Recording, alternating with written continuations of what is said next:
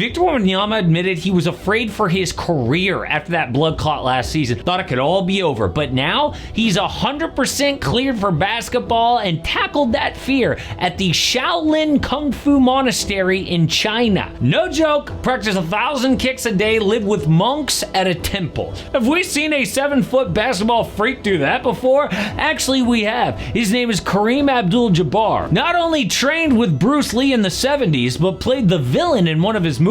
Be original, Wemby. But here's the thing. This season, a healthy Wemby could pull off something Kareem never even dreamed of. Because what happens next, the league has never seen before. But here's where it gets weird. The Spurs are about to give Wemby his most talented supporting cast yet, but they built it in the strangest way possible. First, they traded for De'Aaron Fox, who's that elite guard in his prime San Antonio wanted. But meanwhile, they had another guard who's about to win Rookie of the Year. Then drafted a third guard to their roster with a very similar skill set. De'Aaron Fox, Steph Castle, and Dylan Harper all do basically the same thing. Create offense, attack off the dribble, score in the lane, can't shoot much. In fact, none of the three is more than a 33% three-point shooter. Kind of a problem in 2025. So why did they draft Dylan Harper to begin with? Well, people forget, the Spurs got really lucky in the NBA draft. The Mavericks stole all the headlines getting Cooper Flag, but the Spurs only had a 6.3% chance of landing number 2. That luck got completely overshadowed by Dallas on draft night, as it should have. But Harper was the clear second best player in this draft, so they had no choice but to pick him. So what do they do with Fox? Trade him? Nope, the exact opposite. They extended him for the max.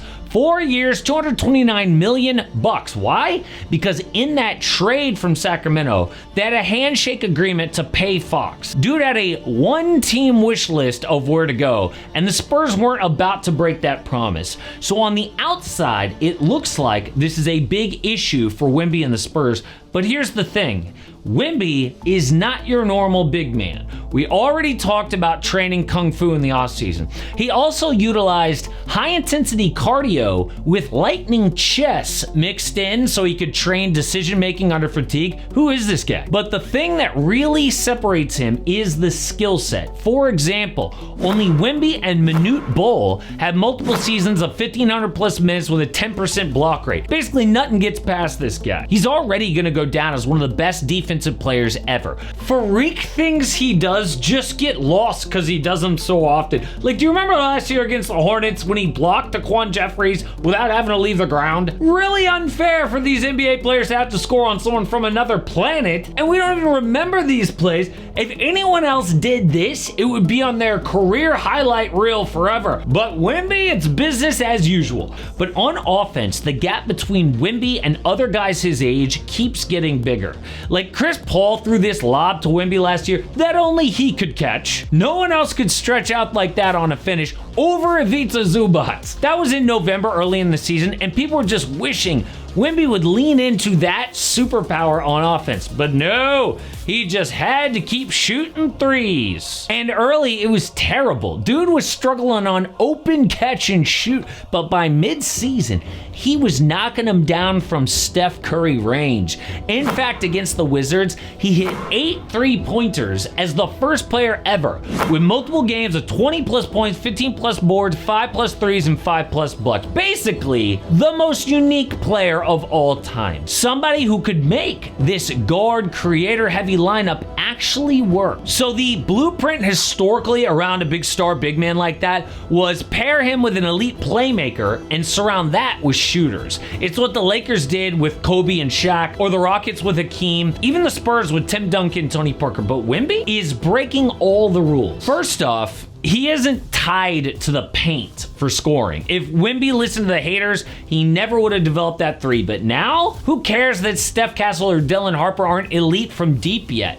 They can kick out to Wemby, who is spotting up. Then he plays at guard speed while anchoring the defense. So normally, a guard-heavy team has to sacrifice on D, not with Wembanyama. But his freak skills mean dude thrives in both a traditional or an unorthodox lineup like this. Pass past greats had a best way to play, Wemby actually might be the first big who's equally dangerous in multiple team setups. So when people talk about this 3-guard problem, they're not even factoring in the team's best player. But how do we even know that this is a legitimate problem for San Antonio?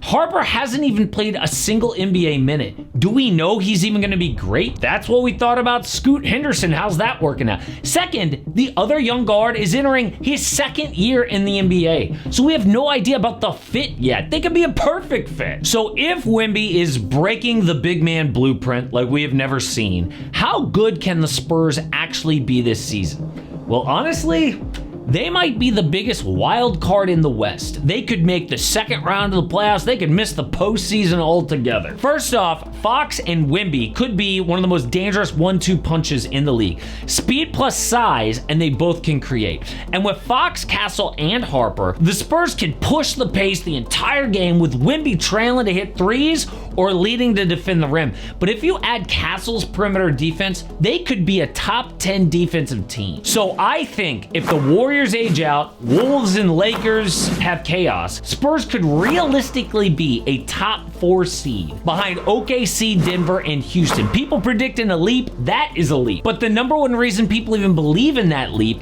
is Wemby's not just getting better. He is getting better in ways we have never seen before. If his deep shooting keeps climbing and his health holds, he is a top 5 player this year, which changes everything. But what's crazy is we haven't even touched on the wild card of this entire thing, rookie Dylan Harper. He may be talented, second best to Cooper Flagg coming in as a rookie, but not walking into some easy role in San Antonio. Dude is joining a team with 2 other ball-dominant guards and a generational big man, but he's not just some guy that you can stick in the corner and forget about. He's 6'6" with strength and skill. Harper's used to having the ball in his hands and bullying smaller defenders, creating his own shot. But if he figures out how to thrive without the ball, cutting, crashing, spotting up, the Spurs offense could be even more dangerous than we imagined. But if he struggles to adapt, it could clog things up. He's the ultimate question. The kind of rookie who could look overwhelmed one week, but then drop in 20 plus in a playoff game the next. And for a team with playoff dreams like the Spurs, how fast Harper adjusts might be just as important as this Wemby leap or Castle learning how to shoot. But no matter what happens, this is a one-of-one roster built around a one-of-one player that we have never seen before. And if it works, we might never see it again. But other teams are going to be gunning to be the next dynasty in the NBA and knock off OKC. The Lakers got lucky landing Luka from the Mavericks, but dude has already taken over LA. And now the Lakers have big plans to build around him. But that is what really pissed off LeBron James here to begin with.